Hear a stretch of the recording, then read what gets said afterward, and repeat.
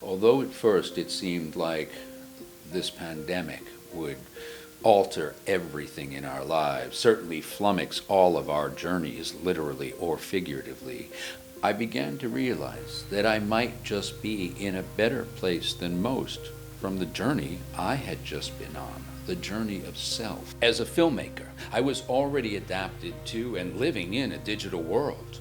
As a storyteller, I had a wealth of stories my own that I could pull from, and for that matter, I could curate the stories and adventures of friends that I knew that might just have the best inspirational tale to offer us right now.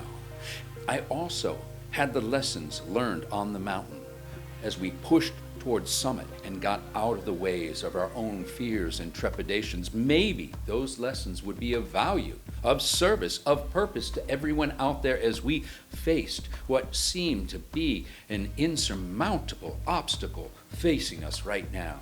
Thus this channel was born. I put myself to work. I pulled my stories and adventures back inside the palace walls and brought them all to you online, in hopes, I think, even then, at the first episode, that we could use this time, perhaps, to work on our own eightfold path.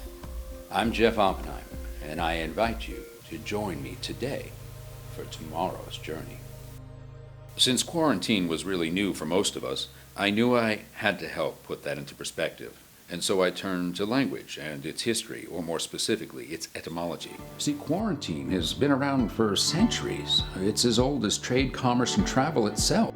In fact, the word quarantine comes from the Italian 40 giorni, which literally translates to 40 days. This was the practice when ships coming into the port of Venice would have to sit at anchor for 40 days until they were actually allowed to come to harbor. Now, that was a good practice back then in the 14th century when travel was pretty darn slow.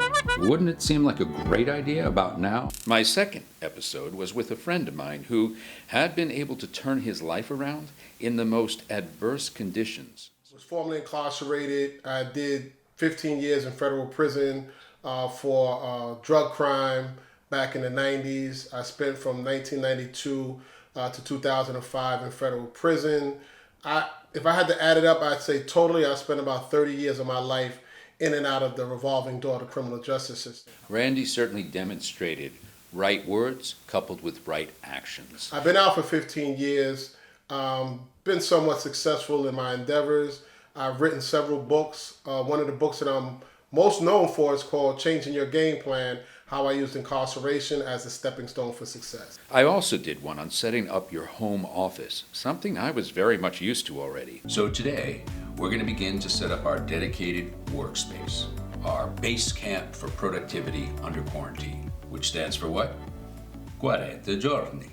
To further provide a resource for these times, I decided to do a broadcast on meditation. I know I needed it, and I figured we all did, to set our minds right. I reached out to our friend, the Venerable Yu Wang, the Buddhist monk who invited my producer Olive and I to the musical production of the life and times of Prince Siddhartha, aka Buddha. She, for whatever reason, graciously suggested I speak to the Venerable Huidong of the Shilai Temple in Los Angeles, California.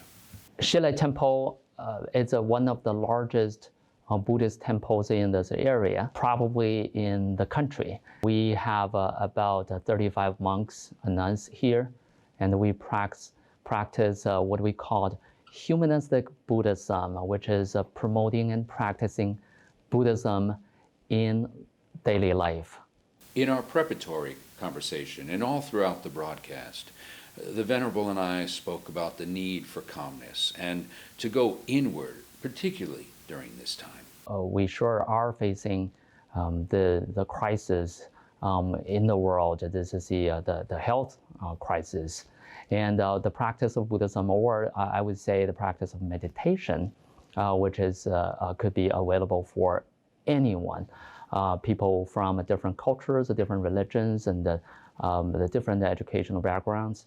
It's not really a religious-based practice. It's simply to cultivate our own mind and heart. I also love the way at which he went at the thought practice of Buddhism. No, not that of a doctrine or a discipline, but of a philosophy, an offering to include in whatever your existing belief system was or wasn't, for that matter. The purpose is to eliminating greed, anger, and ignorance. The Venerable also offered a DIY meditation practice. We all stuck in the house, and this is a perfect timing for us to practice meditation. That's the meditation. It doesn't require us to have anything. We can just sit in the chair, sit on the bed. Ideally to sit on a cushion, but it's not necessarily to have it. I know people cannot go out to buy these stuff. It's not essential right now. And we can practice it just simply at home. As long as you bear with yourself with about 15-20 minutes, that's good enough. Even just 5 minutes or 10 minutes every day, that would get you a good start. Now I had no excuse. He made the meditation practice simple. No chanting or foreign mantra speaking, just breathing, relaxing, centering. There are different techniques to practicing meditation to bring the mind in peace, to calm the mind down. The easiest way is to focusing on something. And he even relieved me of that notion that one has to think of nothingness in order to meditate properly. A complex idea that certainly I would never be able to achieve, at least not in this lifetime. Trying to empty the mind, which actually is basically impossible, because the mind is always functioning and doing something. Instead, it was just about breathing, relaxing, centering. When we are focusing and bringing our mind back to the focal point, which is your breathing, and we are letting go all those worries, and therefore eventually, once the mind is being able to concentrate on our breathing long enough, and that is it's like a cleansing the mind with the breathing, and cleanse it and make it pure from all other items on the mind. I found our conversation, his demeanor, and the setting immediately soothing. I think it's very natural to start with a prayer for people in different religions, because of it's maybe already a habit for them to calm themselves down by starting with a prayer. And they can do that, praying to the God, praying to what is sacred to them, send good wishes to the family members, to those beloved ones. And then that would relax their mind and even relax their body. He also provided other resources as well, so that I could expand my understanding and my practice. The first was meditation and wisdom, and the other, calm mind, perfect ease, both by Master Sinting. Well, I dove in immediately, as they seemed like the perfect antidote. I even marked the book with one of those strip photos. You know, the kind that used to come out of the old penny arcade photo machines. They were so much a part of weekends with my father. And in its own way, it gave me calm mind and ease. Not wanting to lose or damage these photos, I actually started one of those projects during the pandemic that you tend to put on your list of things to do one day. Well, maybe that rainy day, or maybe only never to get done. I started taking the photos and putting them on the scanner bed. The repetitive process reminded me of the temperance of time, as I had lost my father when we were both too young, the way some children might try to do purposefully in confused and hateful ways. As the scanner basked these memories in light, committing them to memory, I was reminded to make the most of every day, just in the way that my father and I always did, never wasting time for the silliness of squabbles or blame. Look, after all, parents are on a journey too. It's just that we've been put together in each other's lives for probably reasons of a grander purpose than any of us may ever be aware of. The Venerable Huidong also sent me some online resources, like this joyous song, produced and performed by the same group of students from the arts ministry in the Philippines that had appeared in the musical about Siddhartha presented at my old alma mater, Hunter College. As I listened and watched these young people sing, I was reminded of my own college years, which were, ironically, at Hunter.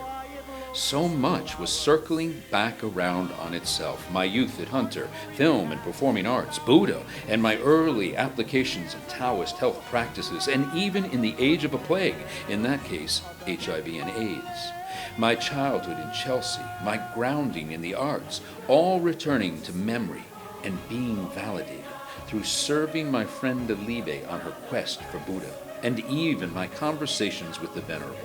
He once again put me in the right mind of lessons learned from trekking in the Himalayas.